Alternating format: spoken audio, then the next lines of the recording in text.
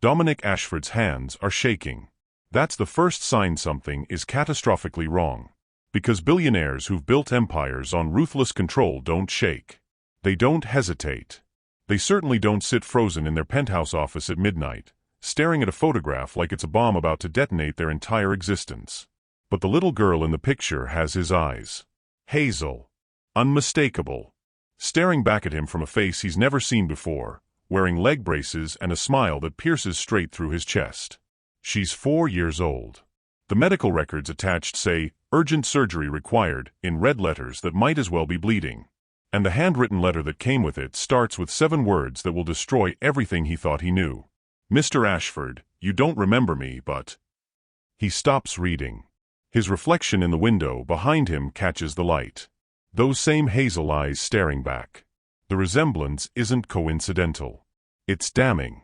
Somewhere in this city, a woman he doesn't remember is raising his daughter.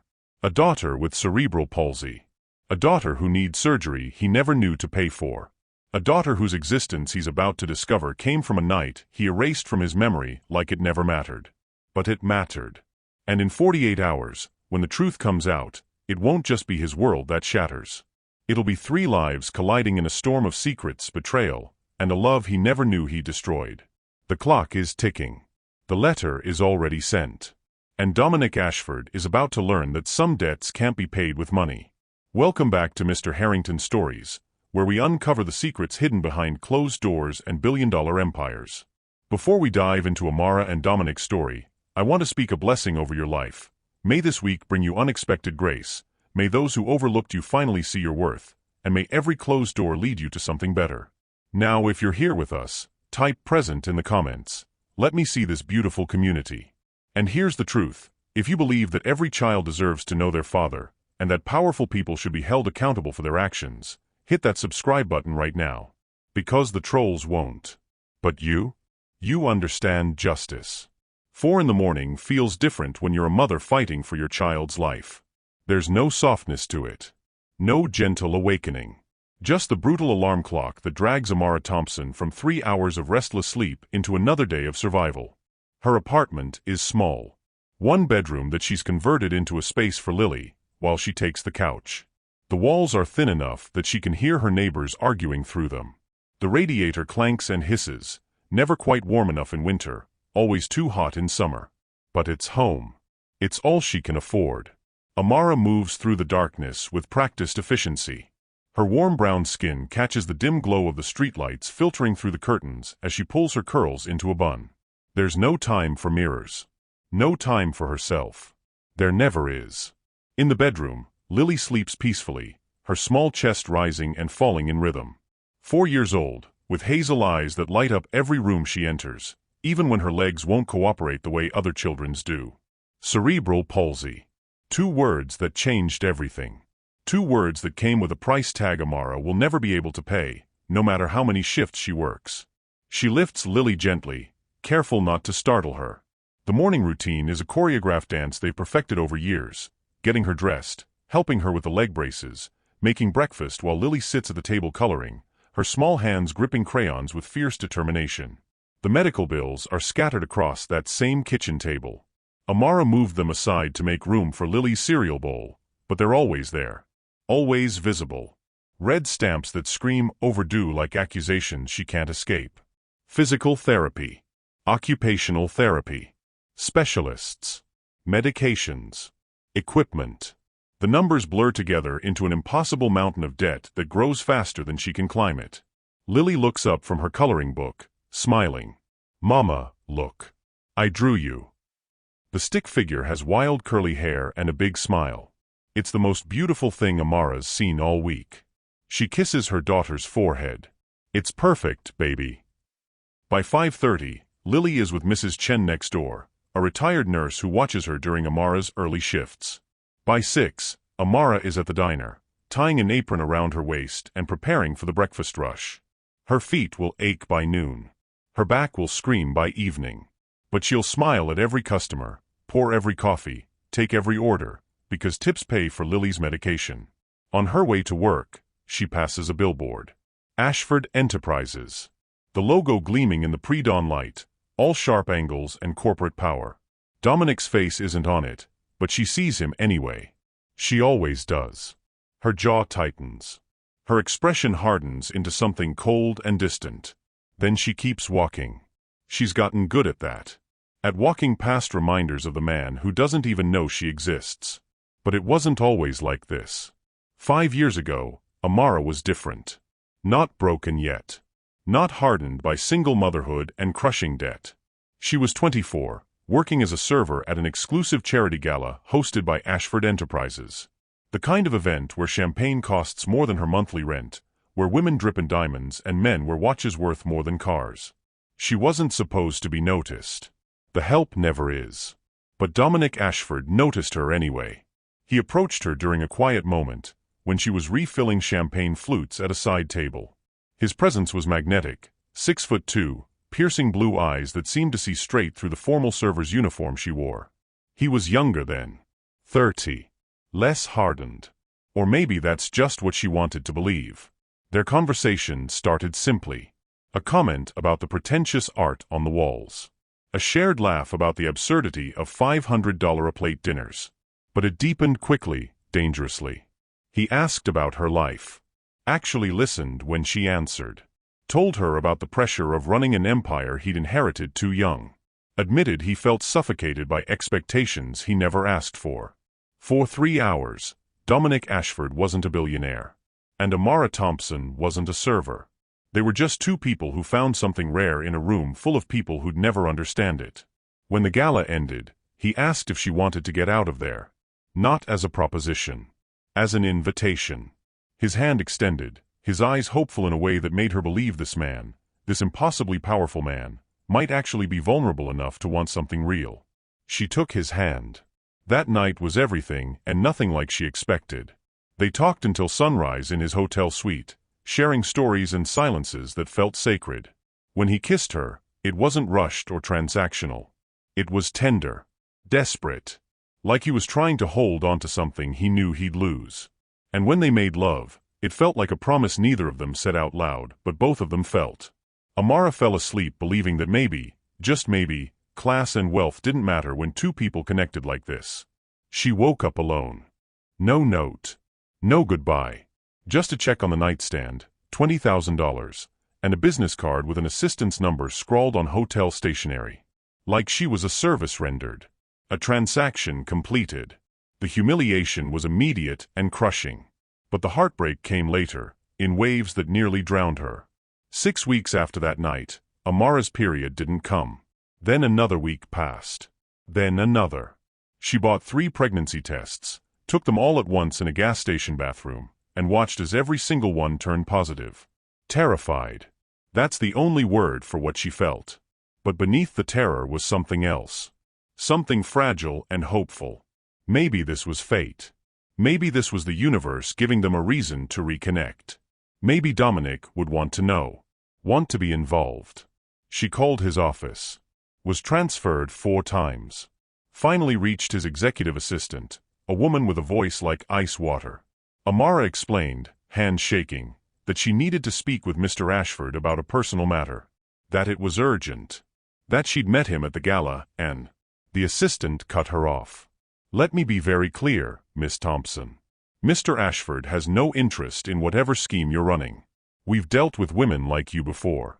Opportunists who think one night entitles them to a billionaire's life. If you contact this office again, or attempt to reach Mr. Ashford in any capacity, we will pursue legal action for harassment and extortion. Do you understand? The line went dead. Amara stood in her tiny apartment, phone pressed to her ear, listening to the dial tone. She didn't cry. Not then. She was too shocked. Too humiliated. Too angry. That night, she made a decision. She would raise this child alone. She would protect her baby from a man who saw people as transactions and women as threats. She would build a life without Dominic Ashford, because clearly, he'd already forgotten she existed. And for 4 years, that's exactly what she did. Until 3 months ago, when desperation led her to take a job at Azure, an upscale restaurant in Manhattan. The kind of place where billionaires eat and servers are invisible. She convinced herself she'd never see him. Men like Dominic Ashford don't notice the help. But fate is cruel and has a terrible sense of timing. He walked in on a Friday night, his arm linked with a woman who looked like she'd been carved from ice and old money. Victoria Sinclair. Blonde. Beautiful in a cold, untouchable way. The kind of woman who wore her privilege like armor. Amara's heart stopped. But she kept moving. Kept serving. Kept her head down. Victoria was impossible from the start. Snapping her fingers for attention. Sending back wine because it wasn't chilled to the exact temperature she preferred. Making condescending remarks about the speed of service loud enough for nearby tables to hear. When Amara brought their entrees, Victoria didn't even look at her. Just waved her hand dismissively and complained that the wait was unacceptable. Amara maintained her professionalism. Apologized. Offered to speak with the kitchen. But Victoria wasn't interested in solutions. She was interested in making someone feel small. Do you have any idea who we are? Victoria's voice was sharp, cutting. This is completely unacceptable. I want to speak to your manager. Actually, no. I want you fired. Right now. Amara's composure finally cracked. Not into anger. Into dignity. She looked Victoria in the eye and spoke firmly, quietly. I've apologized for the delay, ma'am. I'm doing everything I can to ensure you have a good experience. But speaking to me this way isn't necessary. Victoria's face flushed with rage. How dare you speak to me like that? Dominic, do something. And for the first time that night, Dominic looked up. Not at Amara's face. Just vaguely in her direction, eyes still on his phone. He nodded. Once. Dismissive. Bored. Handle it. 2 words. That's all it took. Amara was escorted to the back by the manager, told to collect her things, and walked out through the kitchen exit like a criminal. Dominic never even saw her face. Never knew he'd just destroyed the mother of his child. Again. Now, sitting in her apartment with Lily asleep in the next room, Amara stares at the medical file on the table. Surgery required, 48 hours stamped across the top in red. 48 hours. That's all the time she has before Lily's surgery. A surgery that could help her walk better, reduce her pain, give her a chance at a more normal childhood. A surgery that costs more than Amara will make in 2 years. She's exhausted every option. Maxed out credit cards. Begged hospitals for payment plans. Applied for assistance programs that all say the same thing. She makes too much to qualify but not enough to pay. There's only one option left. The one she swore she'd never take.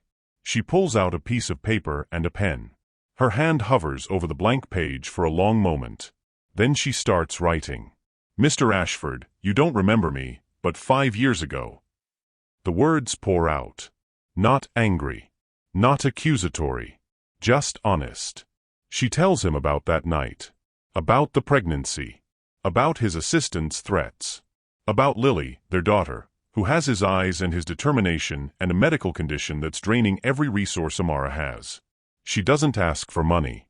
She doesn't beg. She simply tells him the truth. He has a daughter, and she's running out of time.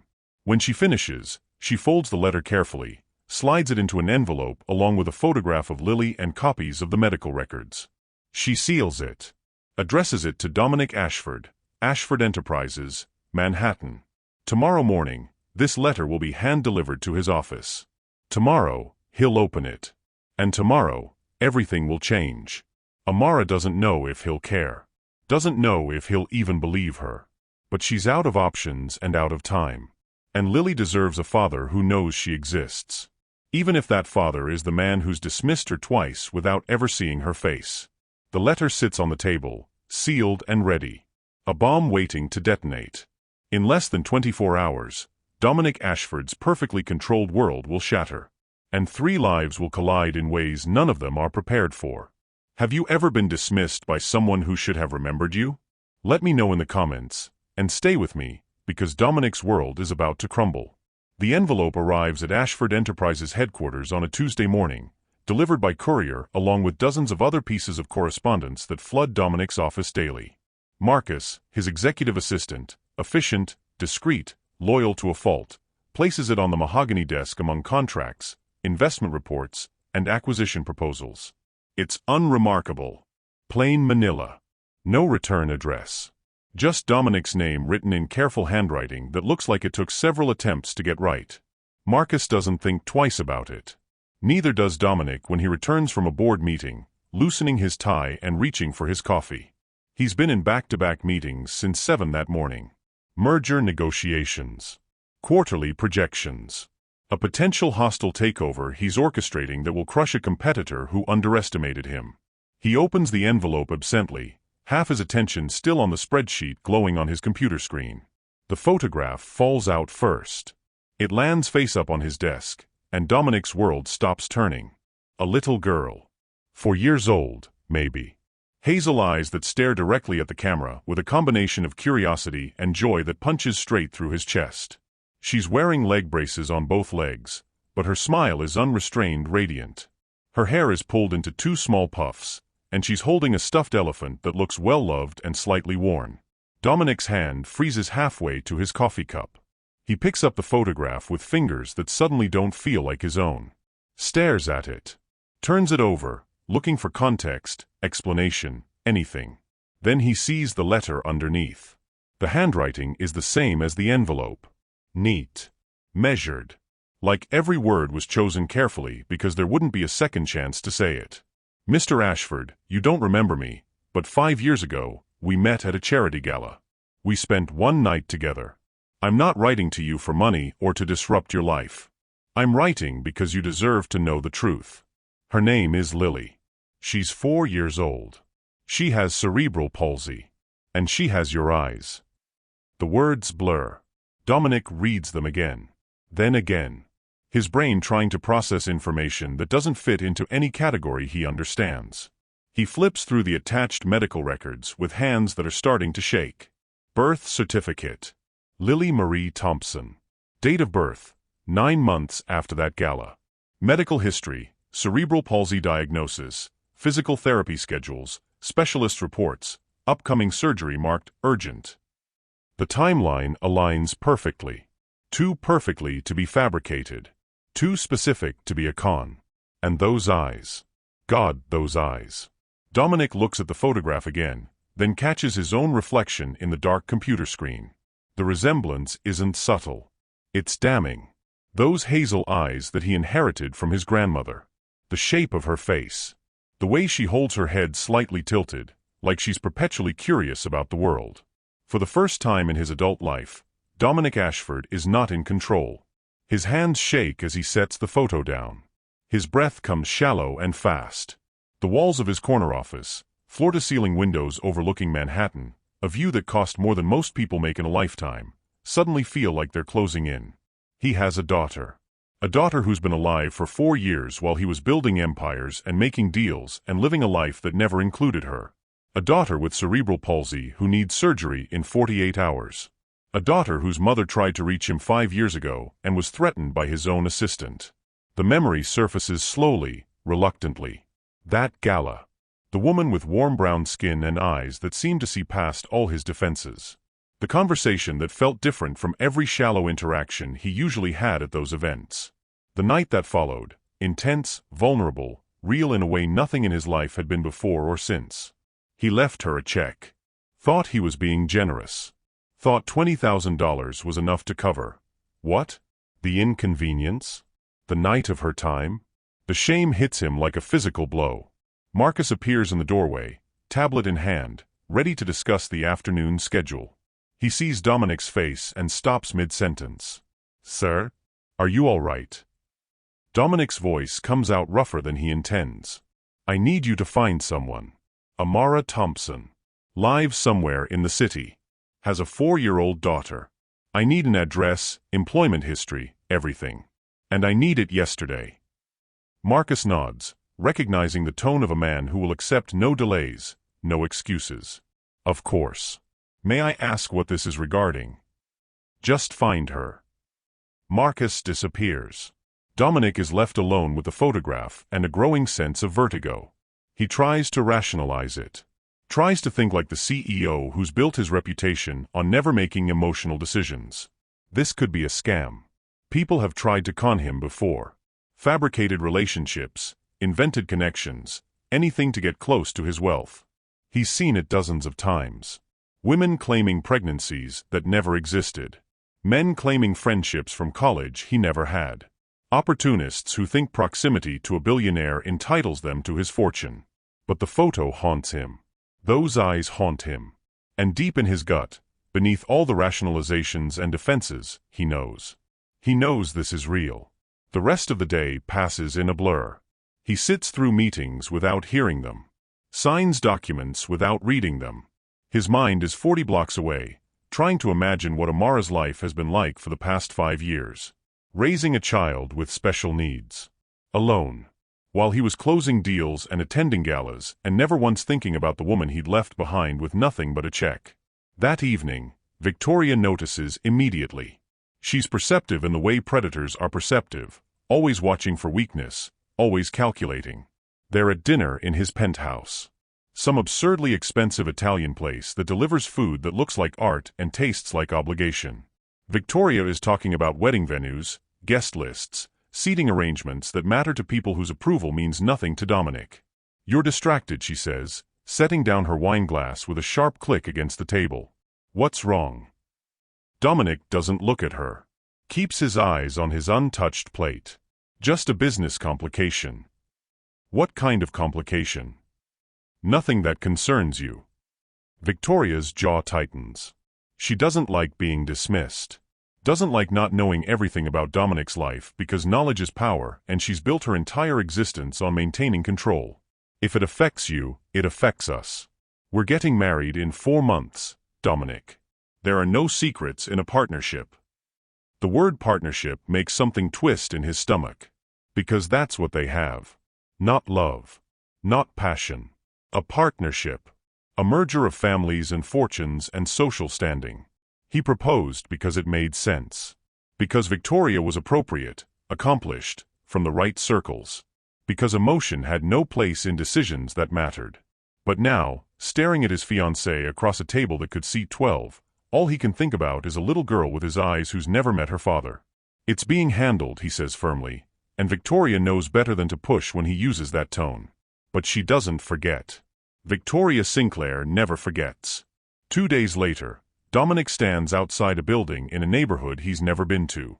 The kind of place where the paint peels and the stairs creak and the hallways smell like a combination of cooking and age. Marcus found Amara's address in less than 12 hours. Also found her employment history, 3 part-time jobs, eviction notices she'd managed to fight off, medical bills and collections. A life of struggle that Dominic can't begin to comprehend. He climbs 3 flights of stairs because the elevator is out of order. Finds apartment 3C. Raises his hand to knock, then hesitates. What does he say? What can he possibly say? He knocks anyway. The door opens, and Amara Thompson is standing there in worn jeans and a t-shirt, her hair pulled back, exhaustion carved into every line of her face. She's more beautiful than he remembered. Or maybe he just never really looked at her before. Her eyes widen. Recognition, shock, and something that might be fear flash across her face. "You got my letter." It's not a question. She already knows. Dominic nods, suddenly aware of how out of place he is. His custom suit probably costs more than her monthly rent. His watch could pay for 6 months of her daughter's medical care. The distance between their worlds has never been more obvious. "I need proof," he says, and hates himself for how it sounds. Cold. Clinical. Like she's a business problem to be solved. A DNA test. This could be. Amara cuts him off, her voice quiet but sharp as a blade. "An opportunist? A scam? That's what your assistant called me 5 years ago when I tried to tell you I was pregnant. Right before she threatened me with legal action if I ever contacted you again." The words hit like physical blows. Dominic's face drains of color because he remembers now. Remembers his standing order to his assistant. Filter out anyone claiming personal connections. Protect him from gold diggers and con artists and people who wanted something from him. He never thought about who might get caught in that filter. Never considered that someone might be telling the truth. "I didn't know," he says, and it sounds pathetic even to his own ears. "You didn't want to know. There's a difference." Before Dominic can respond, a small voice comes from inside the apartment. "Mama? Who's that?" And then she appears in the doorway. Lily. 4 years old, wearing pink pajamas and those leg braces from the photograph. Her hazel eyes, his eyes, look up at him with innocent curiosity. Dominic freezes. Every molecule in his body goes still. This is his daughter. Not a photograph. Not a medical record. A real, living child who's looking at him like he's a stranger. Which is exactly what he is. The resemblance is undeniable. Even someone who'd never seen him before would see it. The eyes. The brow. The way she tilts her head slightly when she's studying something new. Mama. Lily asks again, a little uncertain now. Amara's voice is gentle when she answers, but her eyes never leave Dominic's face. It's okay, baby. Go back to your room. I'll be there in a minute. Lily hesitates, then nods and disappears down a short hallway. Amara's composure finally cracks. Tears stream down her face, but her voice stays steady. I didn't send that letter for money. I sent it because she needs surgery, and I've run out of options. I sent it because she deserves to know her father exists. Because she asks about you, Dominic. She asks why she doesn't have a daddy like the other kids at therapy. And I have to lie to her. Every single time. Dominic feels like he's drowning. Like the floor has disappeared beneath him and he's free-falling through a reality he never prepared for. He does the only thing he knows how to do. He pulls out his checkbook, because of course he carries a checkbook, of course his first instinct is money, and starts writing. A number with enough zeros to cover the surgery and a year's worth of medical care and rent and whatever else she needs. He holds it out to her. Amara stares at it like it's a snake. I don't want your guilt money. It's for the surgery. For Lily. She needs. I know what she needs. Amara's voice rises, then drops again, conscious of small ears that might be listening. I've been fighting for what she needs for 4 years. Alone. While you were doing whatever billionaires do. I don't want your check, Dominic. I want you to see her. To acknowledge her. To look at your daughter and admit that she's real and she's yours, and she deserves better than a father who didn't even bother to remember her mother's name. The check hangs in the air between them. Dominic's hand is shaking again. He's overwhelmed, emotionally shut down, defaulting to the only defense mechanism he knows, distance. I need time to process this. Amara laughs, but there's no humor in it. Just exhaustion and desperation and 4 years of carrying a burden alone. She doesn't have time. The surgery is in 36 hours. Either you're her father or you're not. Either you show up or you don't. But don't stand in my doorway and tell me you need time to process the fact that you have a daughter. She's been real for 4 years. She's just new to you. Dominic has no response to that. Nothing in his arsenal of business negotiations and power plays has prepared him for this moment. For a woman who won't take his money. For a child who has his eyes and a medical condition he can't control. For the crushing weight of responsibility he never asked for but can't escape. He leaves. Turns and walks down the hallway because staying feels impossible and leaving feels cowardly, but he does it anyway.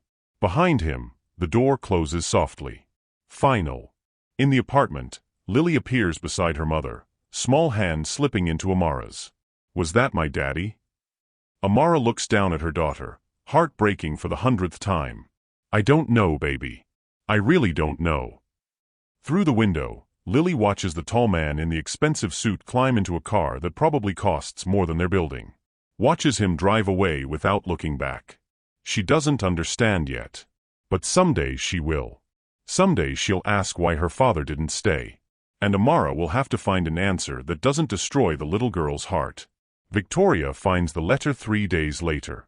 She's in Dominic's home office at his penthouse, looking for the caterer's contract for their engagement party.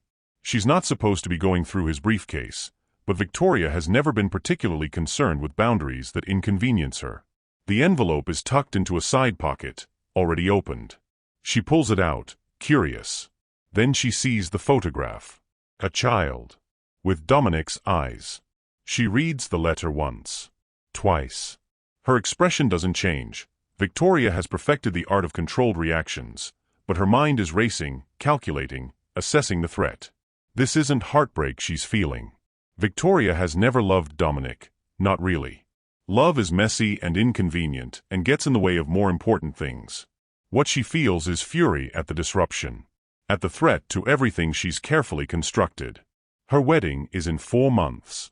A wedding that will cement her family's position in society, that will merge 2 powerful dynasties, that will give her access to the kind of influence most people only dream of. And now there's a bastard child with a waitress threatening to destroy it all. She confronts him that evening when he returns from wherever he's been disappearing to lately. He's distracted, distant, barely listening when she talks about floral arrangements and photographer proofs. Victoria holds up the letter. Care to explain this? Dominic goes very still. The kind of still that happens before an explosion. You went through my briefcase. Don't deflect. A bastard child with a waitress? Do you understand what this does to us? Us. Always us. Never him. Never the child. Never the woman who raised his daughter alone. Dominic's voice is cold. Her name is Lily. She's not a scandal. She's my daughter. Your illegitimate daughter, Victoria corrects, her tone sharp as glass. With a woman you had a one-night stand with 5 years ago. Do you have any idea what this will do to our families? To our standing? My father's partners are already skeptical about this merger. This will be ammunition they'll use against us. For the first time since their engagement, Dominic sees Victoria clearly. Really sees her. Not as the appropriate choice. Not as the partnership that made sense. But as the cold, calculating woman she's always been. A woman who just referred to his 4-year-old daughter as ammunition. Her name is Lily, he repeats, slower this time. Each word deliberate. She's 4 years old. She has cerebral palsy. And she's having surgery in less than 24 hours. That's not a scandal, Victoria. That's my child. Victoria's eyes narrow. She's sensing the shift, the loss of control. You need to think very carefully about what you're doing. About what you're throwing away. We have a prenuptial agreement, yes, but there are social consequences, Dominic. Business consequences. My family's connections. I don't care about your family's connections. You should. Because they're the only reason the Blackstone deal is moving forward. My father made that happen. And he can unmake it just as easily. There it is. The threat she's been holding back. The leverage she's always had but never needed to use until now. Dominic should care. The Blackstone deal is worth hundreds of millions. It will expand Ashford Enterprises into markets he's been trying to penetrate for years. Losing it would be a significant blow. But when he looks at Victoria, at this woman he was planning to marry, to spend his life with, all he can think about is Lily's face in that doorway. The innocent curiosity in eyes that mirrored his own. The daughter he'd never known about because he'd built walls so high that the truth couldn't reach him. Choose, Victoria says, and her voice is ice. The child and that woman, or me and everything we've built. Because I will not be humiliated by your past mistakes. I will not walk down an aisle knowing your bastard is out there for everyone to whisper about. So choose, Dominic. Now. The ultimatum hangs in the air. Final. Unyielding. Dominic doesn't hesitate. I choose Lily. 3 words.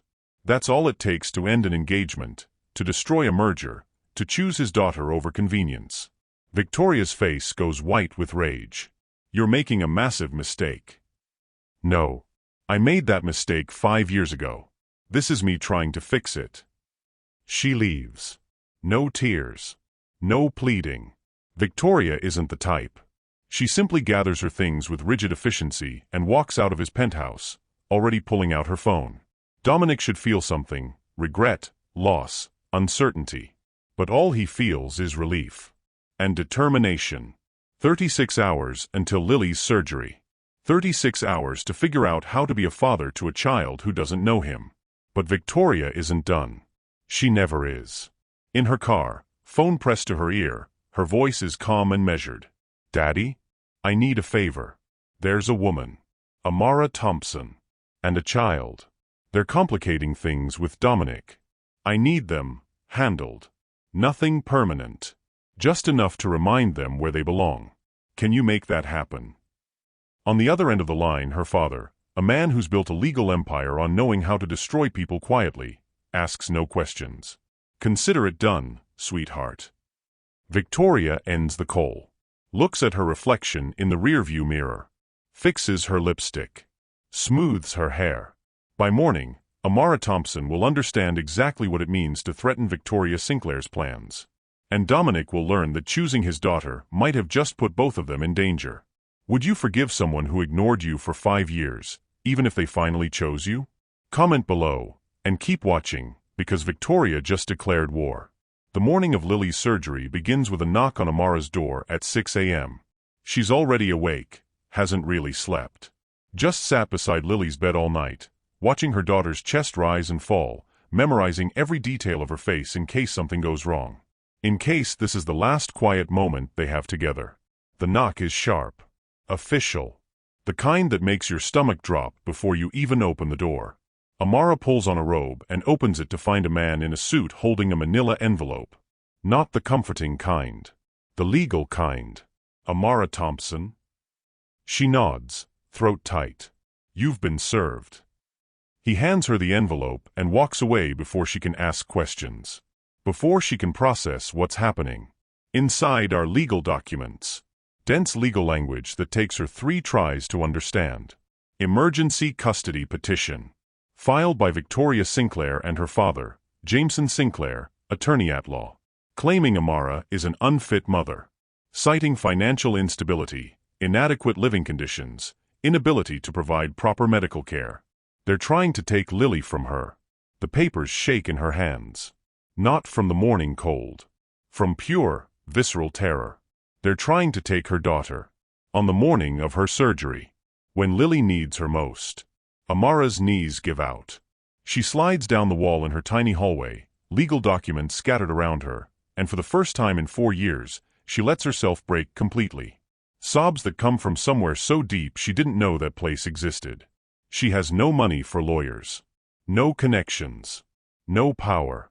Just love for her daughter, and apparently, that's not enough. Across town, Marcus is placing Dominic's morning coffee on his desk when his phone rings. A contact from the courthouse, someone he pays well to keep him informed of anything that might affect Ashford interests. What he hears makes him go pale. He doesn't knock before entering Dominic's office. Sir, we have a problem. Dominic looks up from the files he's been reviewing all night, everything about cerebral palsy, surgical procedures, recovery protocols. Trying to understand his daughter's condition because he's already missed 4 years of understanding her. Marcus explains quickly, efficiently. Emergency custody filing. Victoria's father. Court hearing scheduled for this afternoon, deliberately timed to conflict with Lily's surgery. Dominic's face goes from confusion to fury in the space of a heartbeat. The papers in his hand crumple. His jaw clenches so tight Marcus can hear teeth grinding. Get the car. Now. By 7 a.m., Dominic is at Amara's apartment, taking the stairs 3 at a time. He finds her still on the floor, surrounded by legal papers, makeup streaked down her face, looking more broken than he's ever seen another human being look. They're trying to take her from me, she whispers when she sees him. Not angry. Just devastated. They're trying to take my baby. Dominic kneels beside her, gathers the papers, reads them with eyes that have reviewed thousands of contracts and legal documents. His expression darkens with every line. They're not taking her. I promise you, Amara. They're not taking her. You can't promise that. They have lawyers. Money. I have nothing. You have me. And I have more lawyers and more money than the Sinclairs could dream of. This ends today. St. Mary's Hospital smells like antiseptic and fear. Amara arrives with Lily at 8 a.m., right on schedule for pre-op. She's holding her daughter's hand so tightly their fingers have gone white, but Lily doesn't complain. Just looks up at her mama with those hazel eyes, Dominic's eyes, and smiles. It's gonna be okay, mama. The doctors are gonna fix my legs. 4 years old and trying to comfort her mother. Amara's heart shatters and rebuilds itself in the same moment. The pre-op room is small, sterile. Nurses come and go, checking vitals, asking questions, explaining procedures. Lily is brave. So impossibly brave. She barely flinches when they insert the 4. Just squeezes her stuffed elephant and asks if she can have ice cream after. All the ice cream you want, baby. I promise. Dominic arrives 20 minutes later, Still in yesterday's clothes because he hasn't been home. He's been on the phone with attorneys, judges, anyone who might help. His hair is disheveled. His tie is loose. He looks nothing like the controlled billionaire who commanded boardrooms with a glance. He looks like a father who's terrified of losing his daughter. When he enters the pre-op room, Lily's face lights up. She remembers him from that night at the apartment. The tall man with eyes like hers. "Hi," she says shyly. Dominic's voice is rough when he responds. "Hi, sweetheart. How are you feeling?" "Scared. But Mama says the doctors are really good. They're the best. I made sure of it." He did. Called in favors. Found the top pediatric orthopedic surgeon in the country. Had her flown in from Boston. Spared no expense and didn't tell Amara because he knew she'd protest. The moment of peace is shattered when Victoria arrives. She sweeps into the waiting area like she owns it, her father beside her, a man in his 60s with silver hair and the kind of face that's won 1,000 courtroom battles. Behind them is a social worker holding a clipboard, looking uncomfortable but official. Amara sees them first. Her hand tightens around Lily's. "No." Dominic stands immediately, placing himself between his daughter and the people who want to take her. "What are you doing here?" Victoria's voice is cold, clipped. "Enforcing a court order. My father filed for emergency custody this morning. The child is to be placed in temporary foster care pending a hearing." "Like hell she is." "This isn't your decision, Dominic. Miss Thompson has been deemed an unfit parent. The state has an obligation to protect the child." The social worker steps forward, apologetic but firm. "I'm sorry, but I do have orders to." Dominic's voice cuts through the room like a blade. "Over my dead body." He pulls out his phone. Dials a number he's had saved for years but never used. A federal judge he went to Princeton with. A man who owes him several significant favors. The conversation is brief. Pointed. Dominic doesn't ask. He demands. And when you're Dominic Ashford, with the kind of power that moves mountains and ruins careers, people listen. He hands the phone to the social worker. "Judge Morrison would like to speak with you." The social worker takes the phone, listens, her face growing paler by the second. She nods several times, says "Yes, Your Honor" repeatedly, and hands the phone back with shaking hands. The emergency order has been stayed, pending a full review by family court. Which won't happen until next month at the earliest. Victoria's face goes white with rage. "That's not possible. My father filed." "Your father filed a frivolous motion designed to harass and intimidate," Dominic says, his voice deadly calm.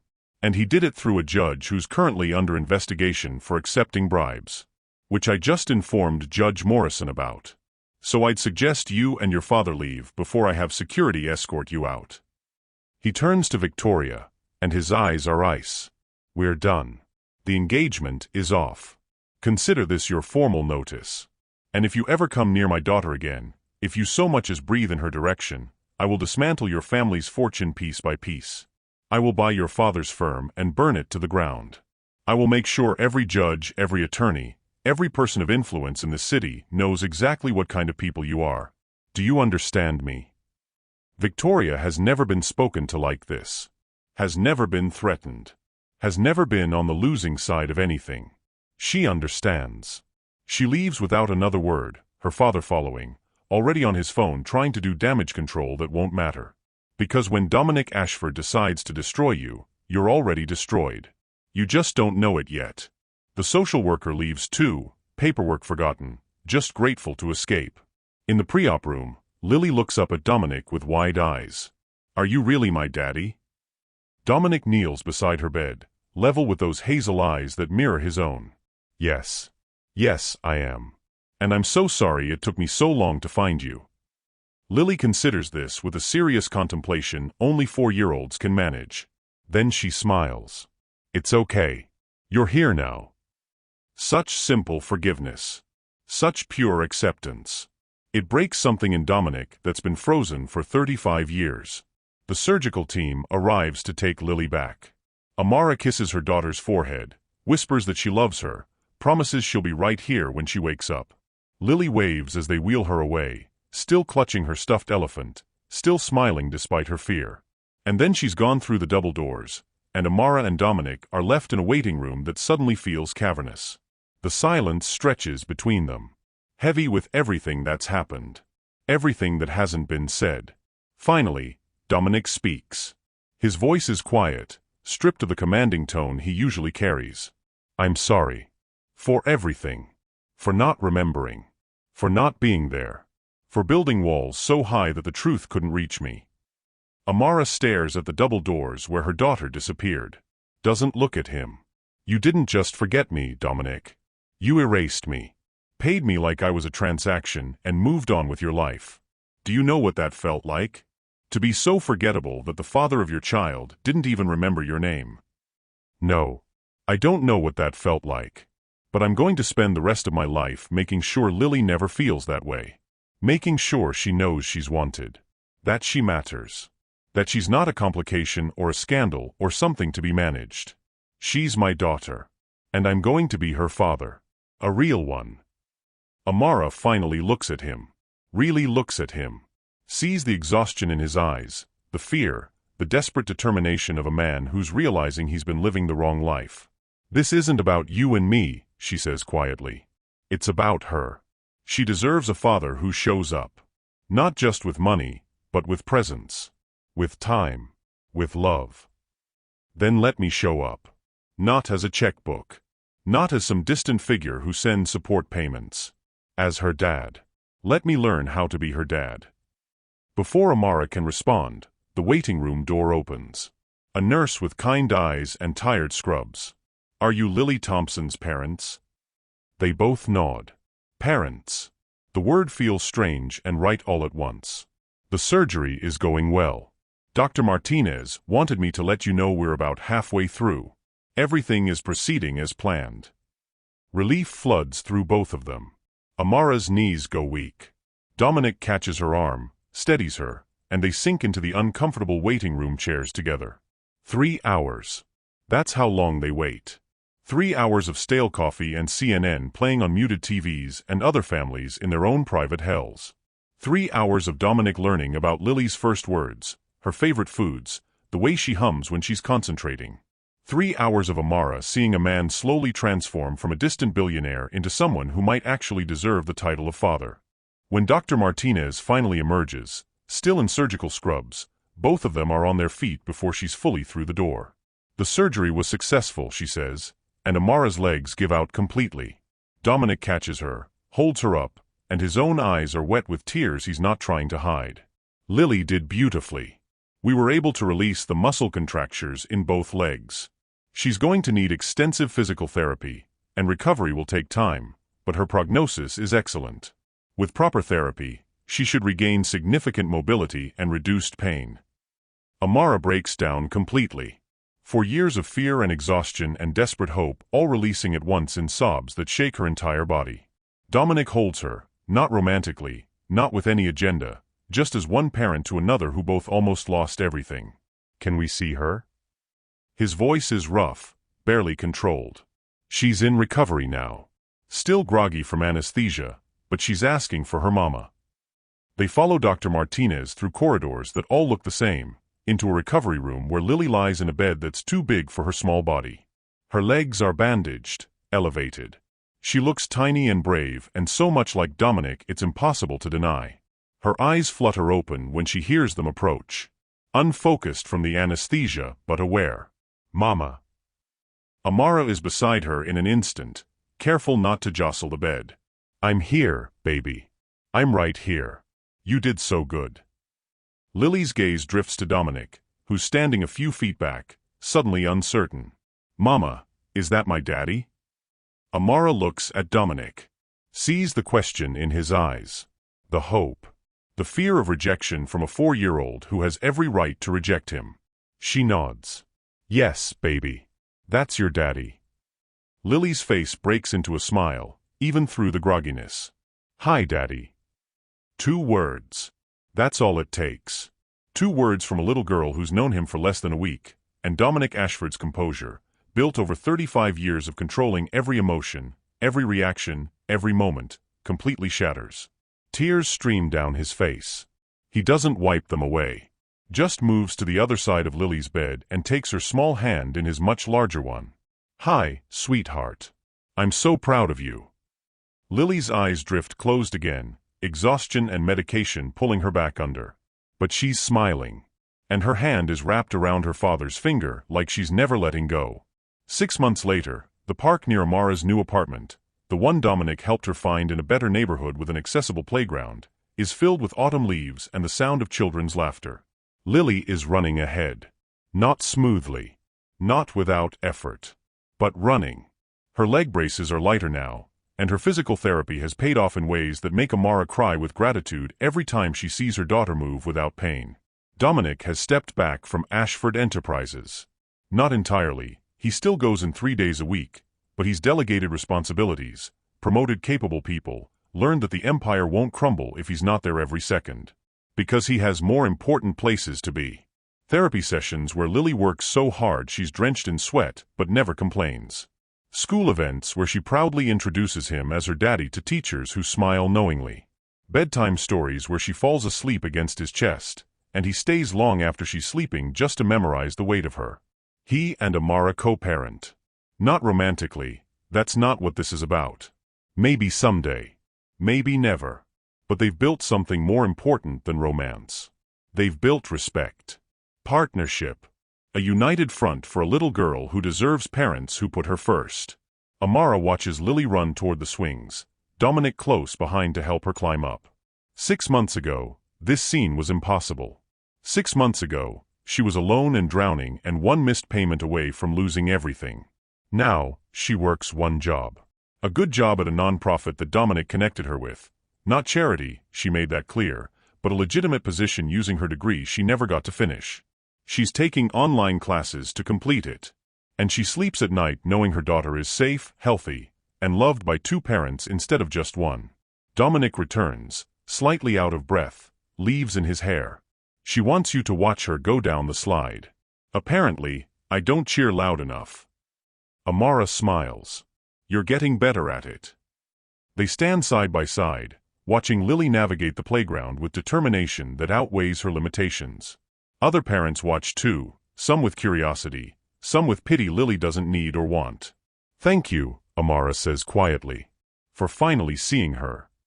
Dominic is quiet for a moment. Then, "Thank you for never giving up on her. Even when I didn't deserve a second chance. Even when it would have been easier to shut me out completely. You gave me the gift of being her father. I'll never be able to repay that. You repay it every day. By showing up. By being present." That's all she ever needed. Lily reaches the top of the slide, waves frantically. "Mama. Daddy. Watch." They watch. They cheer.